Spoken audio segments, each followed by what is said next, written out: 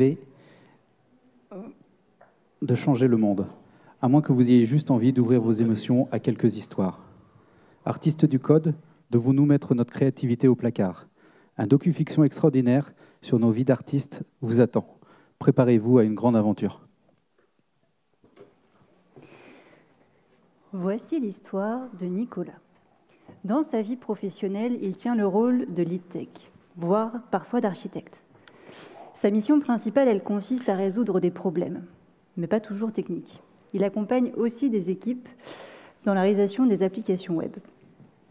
C'est souvent dans le cadre de sa veille qu'il s'alimente par bon nombre de conférences qui peuvent à la fois l'inspirer ou au contraire l'effrayer.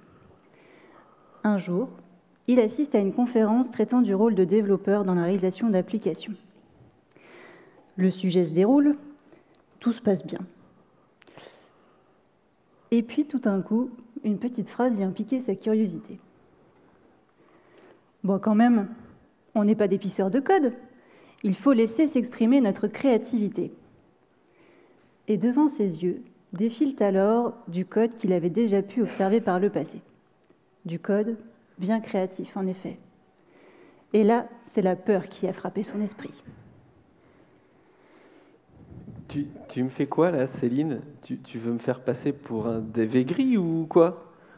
Ah ouais, désolée, j'ai eu une petite idée dans la nuit, en fait, et je me suis dit que ça serait une intro un peu plus originale et personnalisée que le simple « Bienvenue à cette conférence ».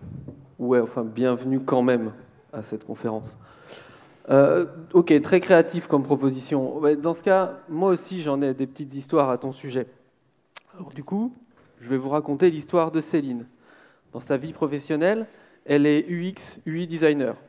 Épanouie dans l'exercice de sa créativité, elle conçoit au fil des jours de nombreuses IHM pour différentes applications web. Au contact des personnes du métier ou des utilisateurs, elle s'imprègne du contexte, recueille des besoins, des impressions, peut-être de la donnée, et elle anime des ateliers pour construire sa solution. Pourtant, certains jours, la joie s'efface. Ce fut le cas lors d'un atelier. Alors qu'elle cherche à définir les besoins utilisateurs avec les responsables du métier, le directeur débarque et annonce « Je sais, on va afficher des graphes sur le tableau de bord ». Elle pose alors la question. Très bien, mais qu'est-ce que vous voulez afficher aux utilisateurs? La réponse fut à la fois courte et désarçonnante. Aucune idée. Soyez force de proposition. Vous avez carte blanche. Après tout, les designers, c'est là pour nous faire rêver. C'est ici. Ce jour-là, c'est la colère qui s'est invitée à la machine à café. Et avec le recul que nous avons pu prendre sur ces situations qu'on vient de vous raconter, nos ressentis, ils ont évolué, mais ils ne sont pas forcément améliorés. Du moins, pas tout de suite. Pour la petite histoire, ces deux situations sont des faits réels sur la même pause café. C'est peut-être grâce ou à cause, on vous laissera juger à la fin, de ces situations-là qu'on a construit ce sujet. Parce que de mon côté, la colère s'est mue en tristesse. J'aimerais que le rôle de designer ne soit pas seulement cantonné à faire du beau. J'aimerais que mes interlocuteurs y prennent vraiment toutes les dimensions que nous, on prend en compte finalement pour faire notre travail correctement. Et pour moi, même si globalement la créativité dans le code, elle a fait consensus autour du dégoût, ça reste une chose qui est plutôt positive. Toutefois, dans le code, elle n'a vraiment pas l'air d'être la bienvenue.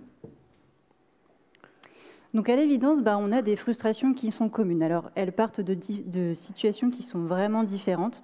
Elles mettent en scène des archétypes de nos métiers qui sont pratiquement opposés. Mais dans nos situations, la créativité, elle ne semble pas positionnée à l'échelle où elle devrait être le plus pertinent. Dans le cas de Céline, on lui donne une importance trop grande en ignorant tous les éléments plus tangibles qui devraient conduire à la construction d'une solution. Et dans le cas de Nicolas, on lui donne une place qui semble inappropriée quand on se cantonne à résoudre des problèmes techniques. Et pourtant, tous les deux, on est convaincus que les profils créatifs, ce sont de vrais apports autant pour les projets que pour les équipes. Et on a choisi de regarder plus précisément qu'est-ce qui se cache derrière ce mot créativité finalement. De regarder ce qui est attendu de nous, selon nos archétypes, nos clichés éventuellement, et de laisser finalement nos émotions guider toute la réflexion sur ce sujet. Alors la question c'est, est-ce que vous avez envie d'embarquer aujourd'hui avec nous? Yes. Merci. Alors au début, quand on a commencé ces recherches, on a commencé de manière très scolaire. Et la base, c'est qu'est-ce que la créativité? La première piste de Wikipédia, elle n'a pas vraiment été concluante. On n'ose même pas vous afficher la définition tellement elle est longue et elle ne nous a pas éclairés. Mais c'était le début de recherches qui nous ont vraiment fait creuser et on a pu aller un peu plus loin dans cette réflexion. Et il y a une définition, ou des définitions, qui a retenu notre attention. Celle qui l'a retenue, c'est celle de De Graaf. Donc Jeff De Graaf, c'est un chercheur qui est devenu professeur, il est américain. Il a fait beaucoup de travaux sur tout ce qui est stratégie d'innovation, méthodologie autour de la créativité. Il en a écrit des conférences et des livres qu'on n'a pas encore lus, pour le coup. Mais la définition qu'il en donne, elle nous a un petit peu plus éclairés. Pour lui, il y aurait 5 types de créativité. La première, c'est la créativité dite mimétique. C'est la reproduction d'une forme ou d'un processus appliqué à un nouveau contexte. C'est l'exemple qu'on retrouve dans beaucoup d'inventions de Léonard de Vinci, où on a un mimétisme à la nature. La seconde, c'est celle qui est appelée la créativité analogique. Donc là, on va faire un transfert d'informations dans une autre réalité pour faire émerger de nouveaux modes de fonctionnement, de nouvelles interprétations. C'est l'exemple de l'aspirateur Dyson qui a reproduit le fonctionnement du cyclone dans ses aspirateurs. Ensuite, on a la créativité dissociative, donc c'est l'association de 2 éléments, que ce soit des expériences ou des objets. Elle va suivre la dynamique qu'on va appeler la dynamique des 3 F. La première fluidité, c'est le fait de générer énormément d'idées en associant des éléments qui ne sont pas forcément aboutis, qui sont bruts, mais d'en générer un certain nombre. Ensuite, on va avoir la flexibilité, c'est le fait d'accepter que cette créativité, elle n'est pas sur demande, c'est la suite, que la bonne idée, elle ne va pas arriver au bon moment. Donc il faut lui laisser aussi le temps d'émerger. Et puis la dernière, donc le flux, c'est celle qui est d'accepter que la créativité, vous ne pourrez pas la commander, vous ne pourrez pas dire « maintenant je suis créatif ». Ensuite, on va avoir la quatrième, la créativité narrative, donc c'est la capacité de créer ou de raconter des histoires. Il y en a 3 types. Les histoires d'origine, donc comme les romans par exemple, les histoires de valeur, quand on voit les contes pour enfants avec une morale à la fin de l'histoire, ou alors l'histoire de vision. Donc là, on a eu l'exemple dernièrement avec les élections américaines. Les discours politiques, c'est rassembler derrière une vision commune. Et la dernière, la 5e, la créativité intuitive. Alors c'est celle qui est sans doute la plus difficile à atteindre et c'est en fait celle qu'on imagine tout de suite quand on pense à créativité. Ça va demander un peu de lâcher prise, pardon. Beaucoup. Et un peu beaucoup. Et elle va être guidée par l'émotion, par la sensibilité. C'est l'exemple qu'on retrouve avec, exercice de diction, Alejandro Jodorowsky, dans son œuvre Dune, qui n'a finalement jamais abouti, mais qui a inspiré bon nombre de grands films de la science-fiction. Mais du coup, on peut se poser la question, dans le design, sur des profils de type design, qu'est-ce qui est attendu comme créativité ? Alors, côté design, finalement, la créativité que souvent on nous demande, c'est celle qui est tout en haut, la plus compliquée à atteindre, c'est l'intuitive. De faire quelque chose que personne n'a jamais fait avant. C'est souvent ce qu'on attend et ça se comprend dans le sens où notre métier il se rapproche énormément de celui du graphisme. On a des métiers du design qui viennent de la direction artistique. Donc l'association, en effet, elle est un petit peu plus aisée. Dans mon expérience, moi, celle que je trouve qui ressort le plus, ça va être en réalité donc, la mimétique. C'est la primaire et c'est celle par laquelle on passe forcément parce qu'on a un apprentissage à effectuer sur tout ce qui concerne le design, sur plein de domaines différents. Et donc, on va d'abord commencer à reproduire ce qui existe déjà. Et puis, on a la créativité narrative, parce que quand on crée une expérience utilisateur, on crée un parcours, une histoire, finalement, pour chacun de nos utilisateurs. Et donc, on se rapproche aussi de cette créativité-là. Côté design, côté dev, c'est un petit peu l'inverse. Nos métiers, ils sont plutôt réputés pour être hyper pragmatiques, laissant peu de place aux esprits créatifs. C'est l'image. Et du coup, c'est probablement à cet espace de liberté que faisaient référence nos amis pisseurs de code. Si du coup les créativités d'ordre artistique, c'est souvent celles auxquelles on pense en premier, c'est peut-être pas celles qu'on va retrouver dans le monde du dev, dans les mondes du dev.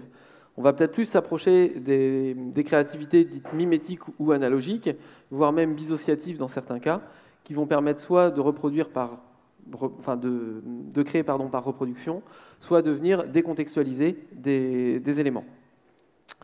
Et donc finalement, ça peut avoir son rôle à jouer aussi dans la résolution de problèmes et dans le développement d'applications. Ok, bon, la définition pour nous, elle est déjà un peu plus claire. Et donc on a pu poursuivre nos réflexions et regarder certaines autres situations avec un angle un petit peu nouveau. Donc... Alors attention, par contre, clairement, nous ne sommes pas des experts en psychologie, et là, on voit qu'on touche un petit peu des limites de notre domaine. Et donc, voilà, ça c'est notre premier point. Et donc, du coup, nous, on va commencer par vous présenter des réflexions autour de nos points de vue, ou plutôt de nos points de vue qui nous ont conduits à des réflexions. C'est plutôt ça dans le bon sens. Et vous verrez ce petit icône apparaître. On va enrichir tout ça avec des recherches tournées sur des éléments extérieurs qu'on a pu trouver et qui vont pouvoir amener aussi des réponses dans le débat. Donc c'est ce qui sera affiché avec l'icône information. Et puis c'est surtout, vous l'avez peut-être déjà compris, des retours d'expérience empreints de nos émotions, basés évidemment sur nos ressentis à un instant T et qui ont peut-être, voire probablement, déjà évolué. Et ils vont même probablement évoluer d'ici la fin de la conférence. Voilà.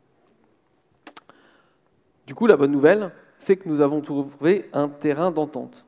Nous sommes créatifs. Ouais, enfin, doucement. Chacun à notre manière, quand même. Merci. Et pourtant, nos projets, ils semblent souvent venir limiter cette créativité par un ensemble de contraintes ou de limites qui vont nous être posées. Et c'est à peu près à ce moment-là que certains de nos collègues nous ont guidés, très souvent malgré eux, dans nos réflexions. Après le fameux atelier qui a mis Céline en colère, elle termine ses maquettes, les présente aux équipes qui font très peu de remarques. Le sprint de développement se déroule et vient le moment de la démonstration. C'est alors qu'elle découvre l'implémentation de ses maquettes. Le constat, il est assez étonnant. Surtout plein de petites différences qui lui sautent littéralement aux yeux. Un certain nombre des contraintes qu'elle avait prises en compte ont juste été ignorées. Oui, alors attends quand même, parce qu'on ne parle pas simplement d'un résultat où le designer s'amuse tout seul à jouer au jeu de cette différence. Là, c'était à peu près la représentation de ce de quoi on partait à gauche et de ce à quoi on est arrivé à droite. Donc on avait quand même un gros panel de choses qui n'allaient pas.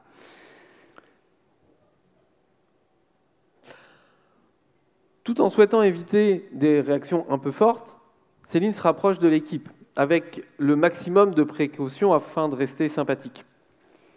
On essaye de comprendre un petit peu. Donc, qu'est-ce qui n'a pas marché? Est-ce que j'ai fait quelque chose de trop compliqué? Mais pourquoi on ne l'a pas dit avant? Ou alors est-ce que le délai, finalement, il était trop court? Peut-être. Mais la réaction de l'équipe l'a un tout petit peu prise au dépourvu. Ah non, elles sont très bien les maquettes. J'ai juste besoin de laisser parler ma créativité. Restant un peu sans voix sur le moment, cette fois-ci, c'est la pause déjeuner qui va être empreinte de rancœur. Alors, on ne va pas partager les mots cathartiques qui ont eu lieu à ce moment-là. On va juste se concentrer sur la forme de tristesse qui s'est exprimée à ce moment-là. Imaginez-vous, votre travail, pris à moitié, sans comprendre vraiment l'essence de pourquoi vous avez fait les choses, et on ignore la moitié des contraintes que vous avez prises en compte. Et tout ça sous un mauvais prétexte. Ça va, faire des IHM, tout le monde peut le faire.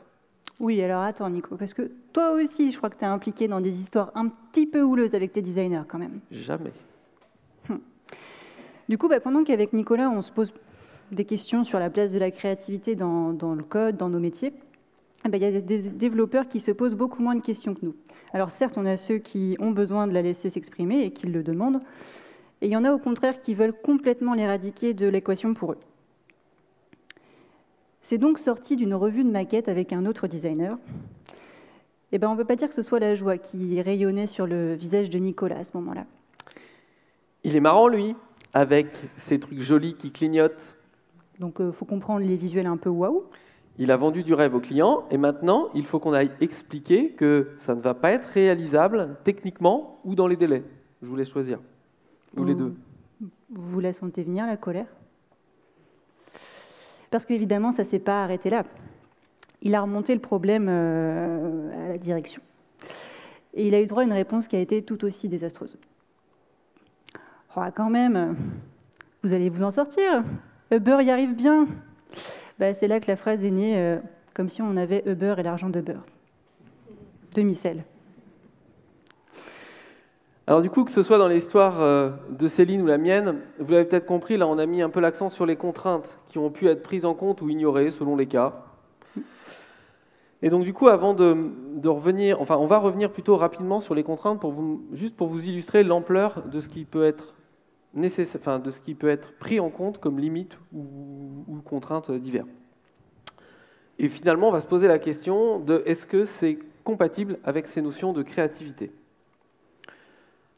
Donc, si on regarde du côté des neurosciences, le docteur Sama Karaki, elle vient apporter des réponses sur cette notion de contrainte et de créativité par rapport aux contraintes.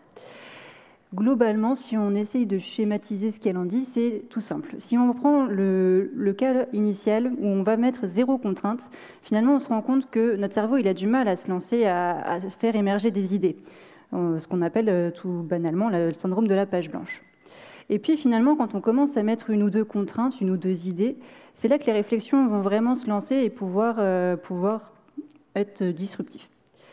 Et puis si on continue à venir mettre des contraintes, finalement la créativité elle décroît drastiquement parce que notre cerveau se focalise uniquement là-dessus et il est incapable de sortir de ce goulot d'étranglement. Donc le schéma il n'est pas du tout scientifique. Aujourd'hui l'équation mathématique on ne la connaît pas pour savoir quel serait le nombre de contraintes idéales pour avoir la créativité optimale, mais c'est une représentation créative pour le coup. En 2 mots, des contraintes peuvent venir stimuler, mais trop de contraintes vont venir tuer la créativité. Pour vous illustrer un peu justement la quantité de contraintes et comment on peut très vite arriver tout à droite du schéma, on va vous donner quelques contraintes qu'on peut avoir. Du coup, côté design. Côté design, si on commence alors juste avec celle du designer, identité de marque, design system, aujourd'hui il y en a beaucoup dans une entreprise, c'est assez courant. On va avoir tout ce qui concerne l'ergonomie, les biais cognitifs, la psychologie, nos utilisateurs quand même un petit peu, donc leurs besoins, leurs attentes, leur maturité éventuellement sur le fait que notre produit va arriver. Donc ça fait déjà pas mal de choses qui vont nous aider à construire, mais qui vont aussi nous contraindre dans nos choix. Ensuite, on en a une un peu plus prédominante quand même qui arrive, c'est le métier. Le métier, finalement, c'est le besoin fonctionnel qu'on va nous demander, sur lequel on va nous demander de travailler. C'est normalement celui qui va aussi insuffler les premières réflexions. Mais il va s'accompagner de contraintes budgétaires, on est dans une entreprise, et de contraintes de délai, plus ou moins fortes. Et puis, après, il y a toutes les pépites qui viennent se rajouter par-dessus, qui vont être dues au contexte, donc le juridique, accessibilité, RGPD. Selon le contexte de l'entreprise, vous avez peut-être des contraintes juridiques qui viennent s'ajouter en plus sur votre produit, l'assurance, la banque peut-être. On va avoir le marketing, comment on va parler de notre produit, quelle est la stratégie commerciale, quelle est la volonté du SEO, du référencement éventuellement. Et puis, attends, je crois que j'en oublie une, petite. Ah si, la faisabilité technique, je crois. Alors, si c'était qu'une seule contrainte, on serait content. Mais non. Côté technique aussi, on a plusieurs familles et dans chacune des familles, plusieurs contraintes. La première à laquelle on pense quand on pense technique, c'est toutes les notions de stack technique. Alors oui, techniquement, on peut tout faire. Bon, après, est-ce qu'on peut le faire dans les délais et dans les coûts? Autre sujet. Après, on peut aussi avoir des questions de qualité. Si vous travaillez sur des applis qui ont vocation à être jetées, ou de courte durée de vie, on va dire plutôt, ou des applications qui ont besoin d'être pérennes dans le temps, vous n'allez pas mettre la même énergie ou pas apporter les mêmes contraintes sur la maintenabilité, le découpage de votre code, etc. Et puis vous pouvez avoir aussi des cibles techniques. Vous n'allez peut-être pas faire la même chose sur un iPhone que sur un Android, simplement parce que les appareils ne vous permettent pas la même chose. Deuxième famille de contraintes, tout ce qui va être lié à votre SI. Alors là, on est un peu dans l'hypothèse de SI un peu important, d'entreprises qui ont plusieurs applications, etc. Mais vous pouvez avoir tout un tas de problématiques autour de votre réseau, des acceptabilités liées à de la sécu ou n'importe quoi de ce type-là. Vous pouvez avoir des problématiques d'architecture. Si pour afficher une page, vous avez besoin de faire appel à 3, 4, 5 applications distribuées et que chacune réponde en une demi-seconde, donc du coup que votre utilisateur il met 5 à 10 secondes à avoir son affichage, il y en a qui ne vont pas être contents. Vous pouvez aussi avoir des problématiques liées à la gouvernance de la donnée, à l'intérieur de vos SI. Tout ça, c'est des éléments vraiment techniques. Puis il y en a un dernier, celui-là on y pense souvent quand même, mine de rien. C'est les enjeux qui vont être liés à tout ce qui est disponibilité. Est-ce que votre application, c'est une application qui tourne 24 heures sur 24, 7 jours sur 7 ? Ou bien est-ce que vous avez les droits à des fenêtres de maintenance ? Toute la partie performance aussi. Est-ce que vous faites une appli pour 200 utilisateurs ou 20 000 ? C'est pas la même chose. Alors en simultané, hein, sinon ça compte pas.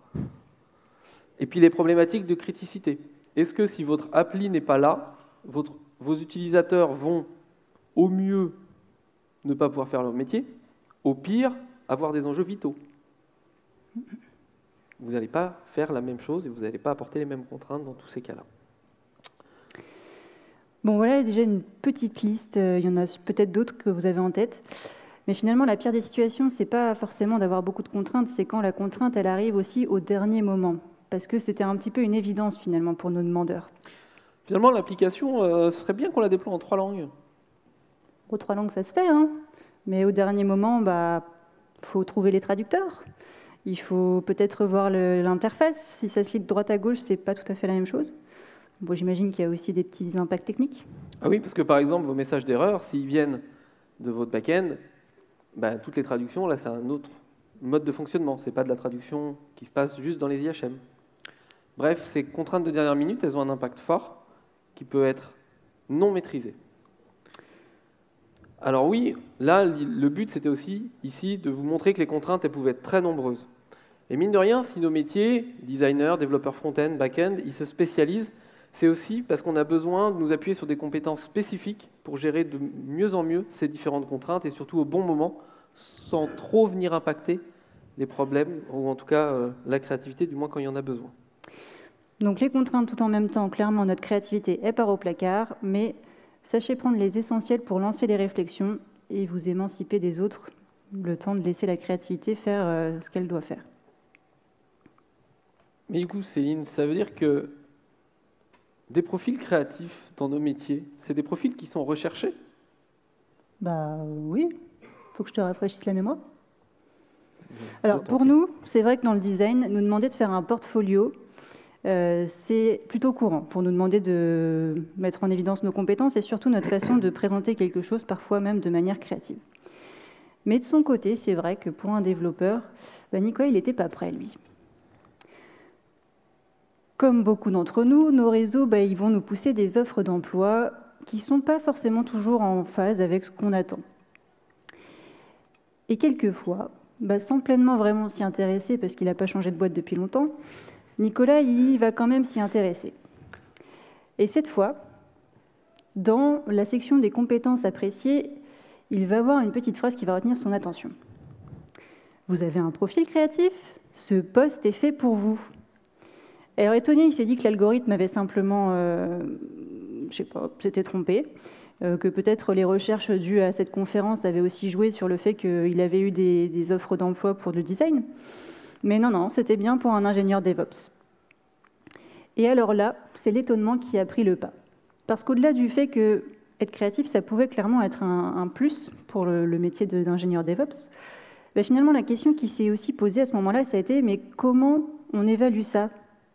Que ce soit pendant l'entretien d'embauche, même pendant l'entretien de carrière. Alors du coup, cette question, elle est venue un petit peu en plus de ce qu'on avait imaginé par rapport à ce sujet, mais on a quand même été un peu piqué au vif par ce questionnement et on a fait quelques recherches et on veut vous les partager.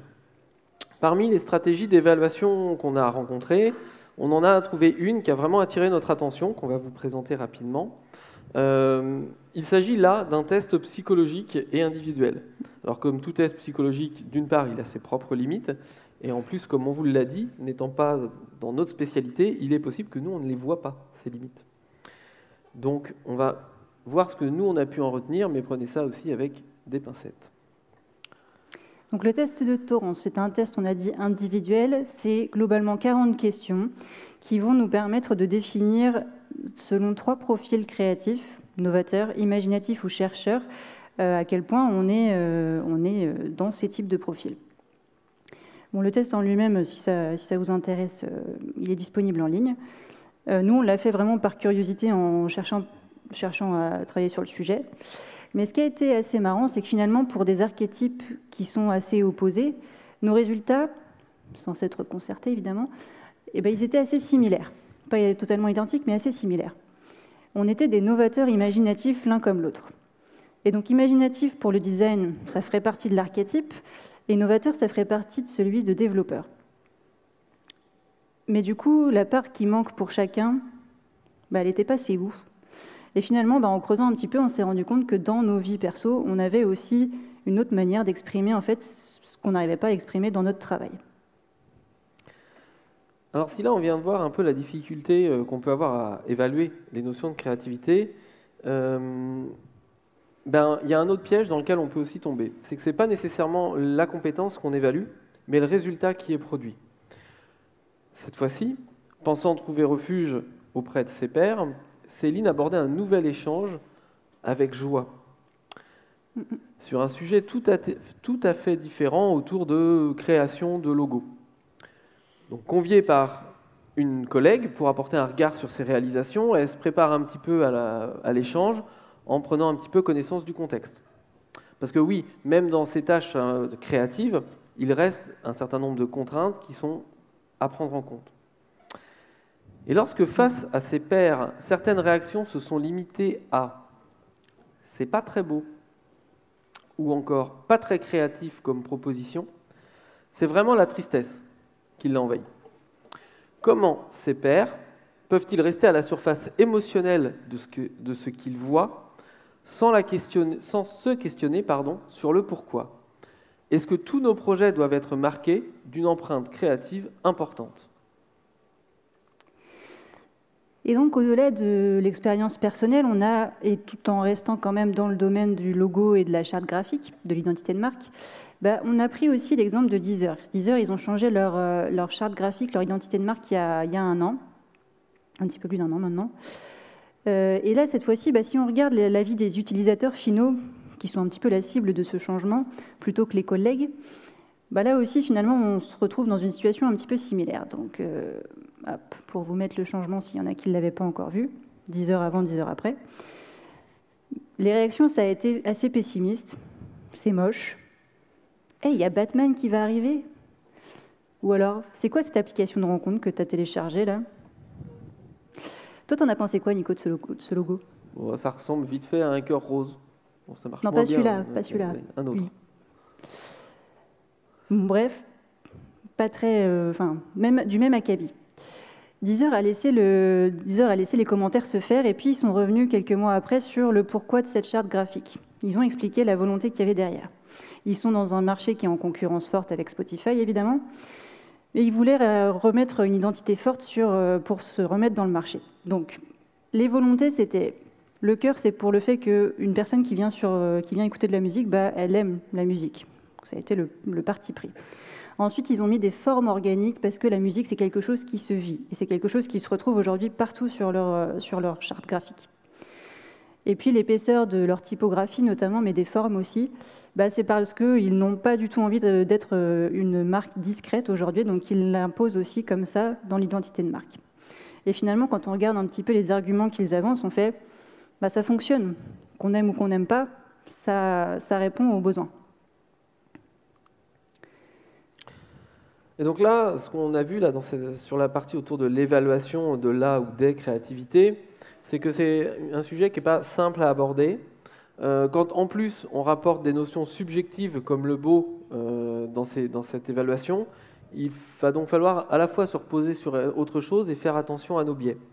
Alors sans prétendre ici vous apporter des clés sur ces évaluations, nous on a constaté que les évaluations elles étaient globalement très superficielles, que ce soit au niveau des résultats ou de la compétence. Et donc du coup, on vous invite à faire attention à ne pas tomber dans ces pièges si vous êtes dans ces cas-là. Mais du coup, ça nous a aussi tiré une autre question.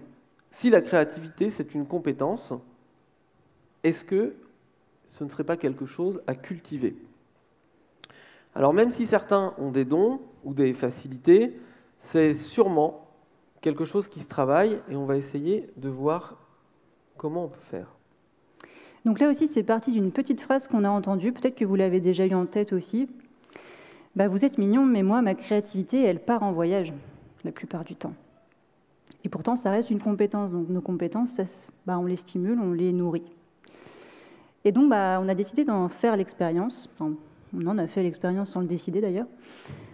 Et on a pu identifier quelques pratiques qui nous ont permis de nous la faire grandir. Et c'est ça aujourd'hui, peut-être ce qui est plus intéressant à retenir dans cette conférence. Alors ici, on va illustrer tout ce qu'on va vous dire là autour de projets qui nous ont un petit peu servi de laboratoire d'expérimentation, à la fois pour des outils plutôt d'ordre technique, mais là, ce n'est pas le sujet de cette présentation, donc ça, on ne va pas en parler, mais aussi des outils plutôt d'ordre méthodologique ou de pratique. Depuis plusieurs années, avec Céline, nous participons au développement de jeux sur téléphone mobile avec d'autres collègues. C'est pour nous l'occasion de tester des outils, mais surtout de travailler avec des nouvelles personnes et de découvrir de nouvelles pratiques. Mais le contexte, il est un tout petit peu plus riche que ça. Ah, le contexte.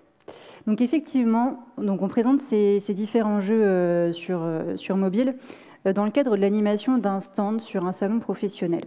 Et en l'occurrence, il s'agissait du DevFest de Nantes, qui nous a servi premièrement de deadline. Alors ça, du coup, c'est notre première contrainte. Chaque année, nous avons une date. Et la deuxième chose, c'est que chaque année, le DevFest de Nantes choisit un thème différent. Et donc ça, c'est ici notre deuxième contrainte. Dans les exemples qu'on va vous donner, vous verrez, il y a deux sujets différents qui vont ressortir. Un qui est plutôt orienté autour du cinéma et un qui est plutôt orienté autour de Jules Verne, c'est parce qu'il y a 2 années différentes. Et donc à partir de ces deux contraintes, on peut relativement tout imaginer en partant de pas grand-chose. Et chacun a pu être force de proposition. Si on vous en parle aujourd'hui, c'est simplement pour illustrer nos propos en se reposant sur des personnes et vous parler d'outils qu'on utilise désormais dans nos projets. Et ça nous évite aussi de parler de clients, de structures, d'entreprises pour éviter tout aspect confidentiel. Du coup, quand on veut s'abstraire des contraintes, vous pensez peut-être déjà à quelque chose côté design. Le design thinking, qui est-ce qui ne connaît pas? Tout le monde connaît. Carton plein. On va faire des rappels. Bon, on va passer très vite alors. Pour le synthétiser, le design thinking, une méthodologie de co-création itérative qui se passe en 5 phases. Alors peut-être que côté agiliste, il n'y aura pas forcément 5 phases, mais en design, nous, on considère qu'il a 5 grandes phases. Et puis ces 5 grandes phases, en fait, elles vont nous permettre chacune de soit s'émanciper des contraintes, soit de venir les rajouter pour étayer nos choix. Et donc ici, le but, c'est de vous la présenter, cette méthodologie, parce qu'on l'a mise en œuvre dans le cadre de ces 2 projets. Donc le premier, l'empathie, pour nous, côté design, mais sinon la première phase. La phase de recherche, elle se matérialise, dans notre cas, par un brainstorming. Globalement, c'est un mot un peu à la mode, mais c'est le truc, on met des personnes dans la même pièce et qui vont venir donner leurs idées, ou simplement prendre l'énergie du groupe à ce moment-là, et qui vont venir dire tout ce qui leur passe par la tête sur le thème. En l'occurrence, c'est quelque chose qui n'est pas trop contraint professionnellement. Et donc, dans ce genre de situation, ce sont des personnes comme Agathe, qui est une autre développeuse back-end, qui déborde d'idées, clairement des idées farfelues. C'est elle qui va nous sortir les licornes, les paillettes, où elle a beaucoup milité sur les LED une certaine année.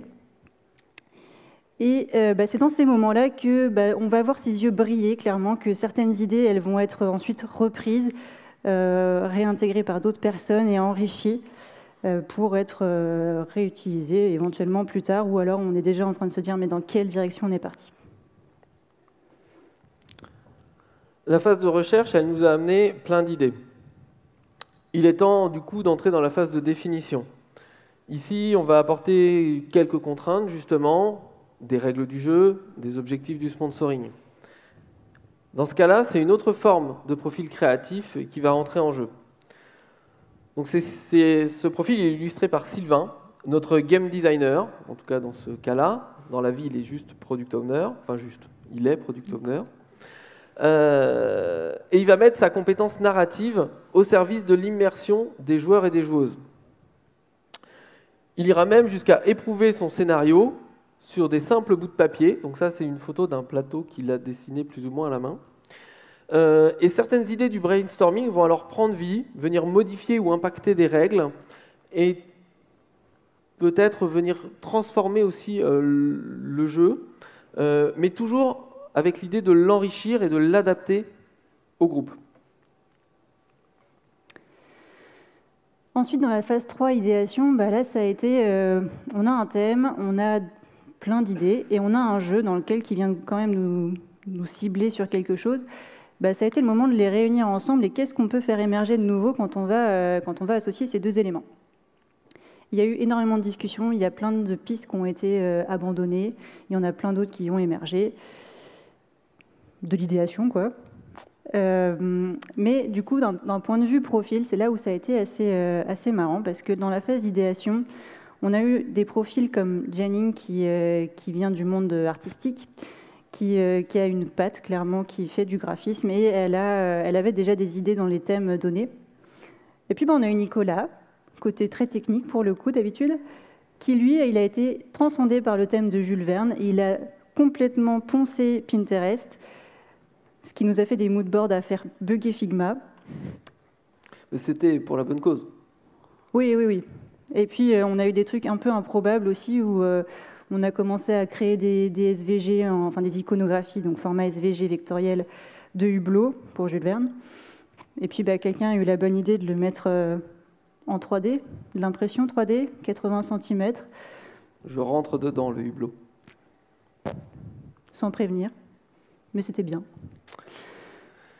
Bon, alors même si là, dans cet exemple-là, on voit un exemple relativement parfait de la créativité dissociative qu'on parlait, parce qu'on prend des idées et on les remet complètement dans des contextes complètement différents. On va juste revenir sur notre application, parce que ça va vite mal tourner pour moi sinon. On a appris quelques idées de départ, on a fait une définition de notre cible, une explosion d'idées artistiques, on est prêt pour le prototypage. Et on va pouvoir venir commencer à rajouter des contraintes de tout ce qui va être lié au design. Là, on est clairement dans le domaine de Céline. Pourtant, il y a d'autres profils qui vont donner une teinte à ces prototypes. Dans le cas des jeux, j'étais un peu vite, hop là. Dans le cas des jeux, c'est par exemple le cas de Charline qui va apporter une vision sur la complexité des composants front-end pour mesurer la faisabilité et avoir des maquettes qui tendent vers du réalisable.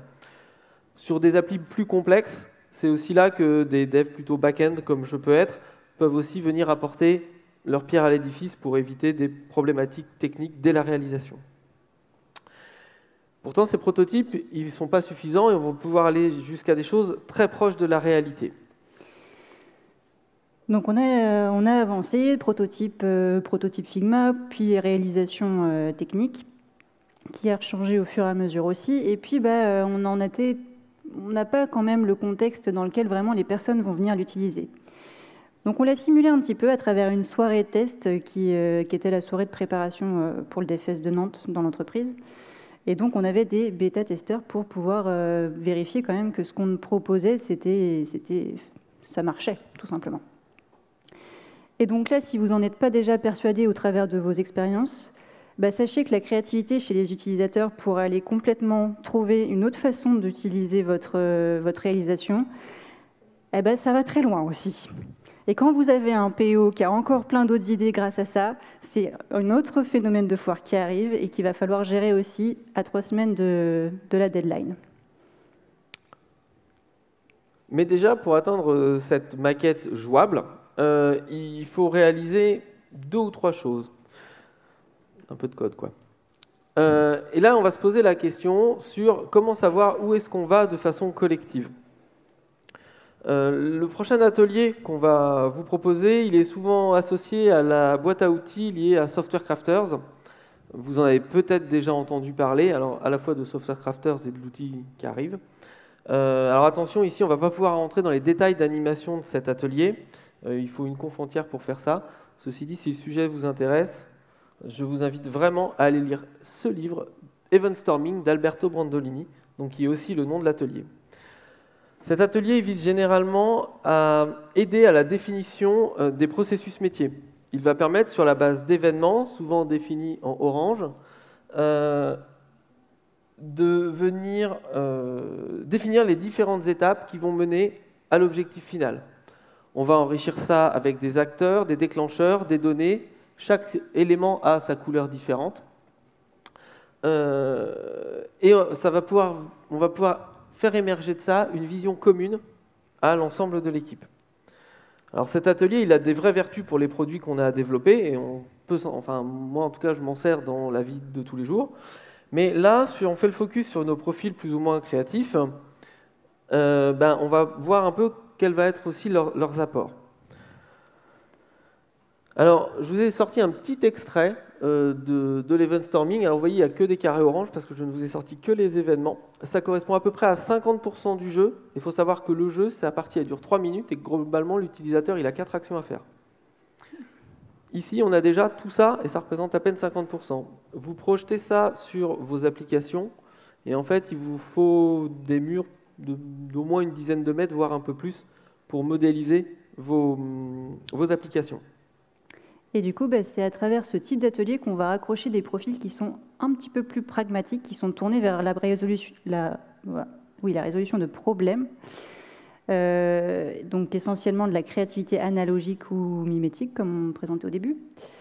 Et là, du coup, c'est un profil comme Pierre-Étienne, plutôt back-end aussi, du coup, plutôt back-end, qui a pu, à travers ce type d'atelier, identifier des cas aux limites et s'amuser à définir en fait tous ces éléments-là pour challenger aussi tout ce qu'on avait déjà imaginé.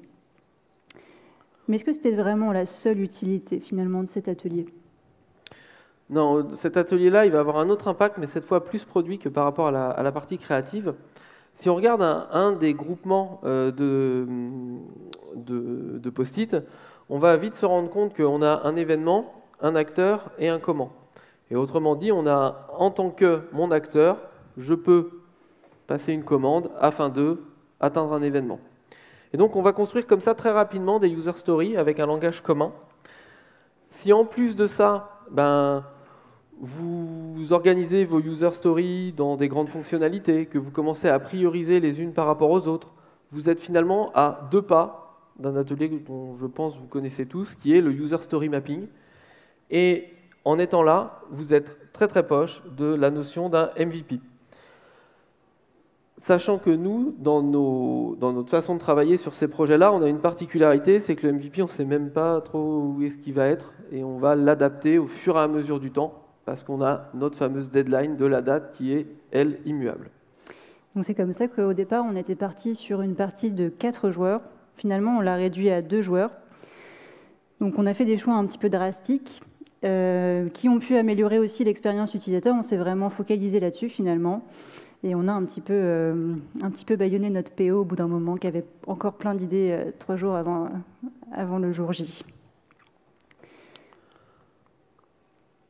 Alors on vous a aussi parlé des 5 types de créativité, et nous dans ces éléments-là, on a fait un petit peu la rencontre du 6e type. Alors peut-être que vous avez fait la même. En gros, depuis 2 ans, beaucoup d'activités créatives sont mises à mal, entre autres par beaucoup d'outils d'intelligence artificielle. On peut difficilement ne pas en parler quand on aborde la créativité. Alors, ça nous semble être une force de frappe relativement incroyable, mais il n'en demeure pas moins qu'elles ne sont pas intrinsèquement créatives, ces intelligences artificielles. Alors oui, on va pouvoir lutter contre le syndrome de la page blanche, dont on parlait un peu plus tôt. Vous allez aussi peut-être pouvoir produire rapidement des choses que vous ne pourriez peut-être pas faire vous-même sans beaucoup d'investissement. Mais regardons ça avec parcimonie. Donc dans le contexte des différents projets, surtout celui sur le thème du cinéma, on est allé aussi au-delà de l'application web. On avait un stand et donc une scénographie à réfléchir. Et donc dans le thème du cinéma, ce qui était ressorti, c'était qu'on avait une entreprise qui avait des compétences à valoriser. Et on avait un événement sur le thème du cinéma. Donc ce qui nous a paru intéressant à creuser, c'était les affiches. Finalement, réaliser des affiches de cinéma pour mettre en valeur ces différentes compétences. Et la question forcément qui était là, c'était qui va les réaliser, parce qu'on n'avait personne qui était en mesure de le faire concrètement. On était dans l'année où les IA génératives sortaient, donc on en a profité pour pouvoir tester l'outil Midjourney notamment. Le résultat, c'est celui-là. C'est 6 affiches de films qui sont sorties en 3 semaines, globalement. Une fois que les idées étaient sorties. 3 semaines, il faut compter donc 1 semaine pour apprendre à utiliser cet outil-là, comment on écrit un prompt de qualité pour en ressortir ce qu'on veut. Ensuite, il a fallu quand même tester. Alors autant il y a des affiches où ça a été très rapide. Je ne sais pas pourquoi, mais le geek coincé dans son garage, ça fait du sens pour Midjourney tout de suite. Alors que celle sur le romantisme pour le full stack development, c'était un peu plus compliqué, ça a mis plus de temps. Et finalement, la 3e semaine, c'est pareil, c'est un outil qui n'est pas non plus parfait. Donc des humains OGM, fallait peut-être un peu corriger ça pour lui donner encore plus de réalisme. Donc enlever les 3e jambes, les yeux un peu biscornus, etc., etc. Et puis après, lui donner une autre identité pour lui donner une affiche, pour que ça rende vraiment une affiche de film. Mais globalement, 3 semaines, ça reste beaucoup moins long que 10 ans de graphisme pour faire sa patte. Alors là, on vous a pris des exemples sur de la base d'images, mais on peut reprendre des exemples un peu identiques, et puis c'est porteur avec des slides, mais on peut reprendre des exemples un peu identiques sur du narratif avec des histoires. Par contre, l'IA, elle ne fera que ce que vous lui demandez. Et il faudra lui demander gentiment aussi. Et donc, comme Céline vous l'a dit, c'est un outil qu'il va falloir apprendre à utiliser. Alors, et ici, en plus, on ne va pas venir vous parler de toutes les problématiques de droit d'auteur qui font couler beaucoup d'encre sur tous les médias, et à un moment, il va bien falloir les prendre en compte aussi, ces problématiques-là. Par contre, si vous avez besoin d'un coup de pouce, peut-être que ça peut vous permettre de démarrer quelque chose et de ne pas partir d'une page blanche, ou du moins pas trop longtemps. Donc il y a beaucoup d'outils. Tout ce qu'il faut retenir, c'est ça ne sert à rien d'utiliser un outil qui ne vous convient pas, qui ne convient peut-être pas au contexte.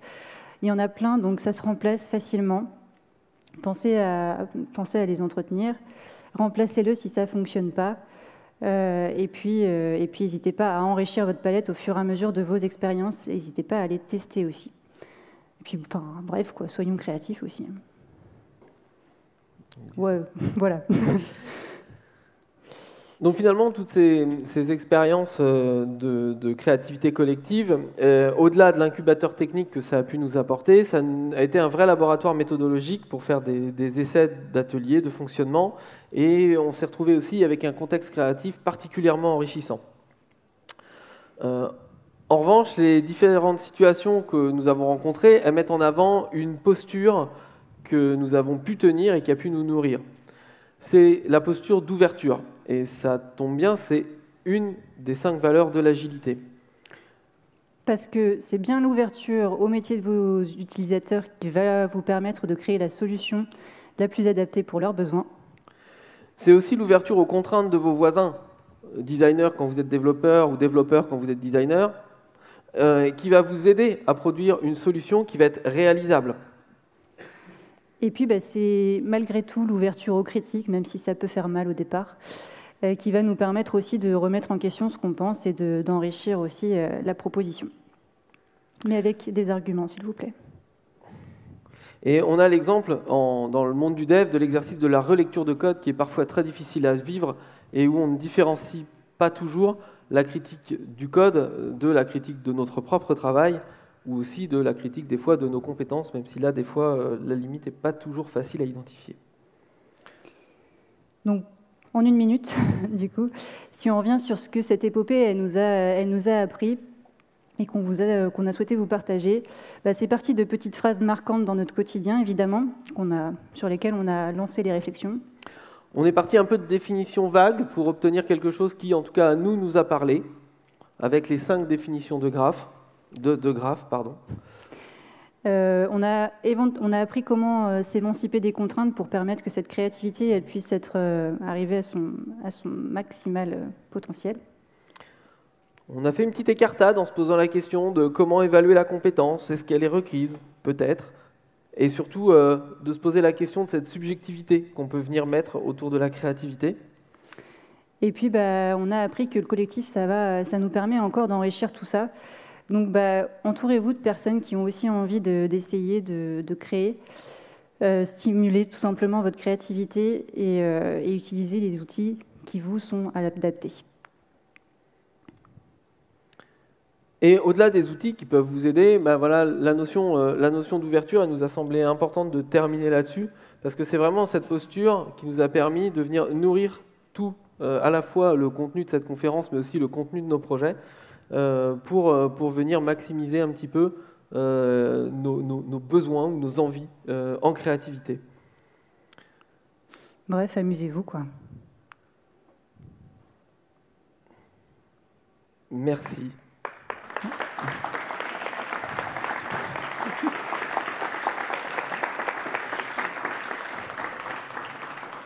Le QR code qui est là, c'est si vous voulez aller, les slides sont en ligne, et à la fin, on a un certain nombre de références de tout ce qu'on vous a dit.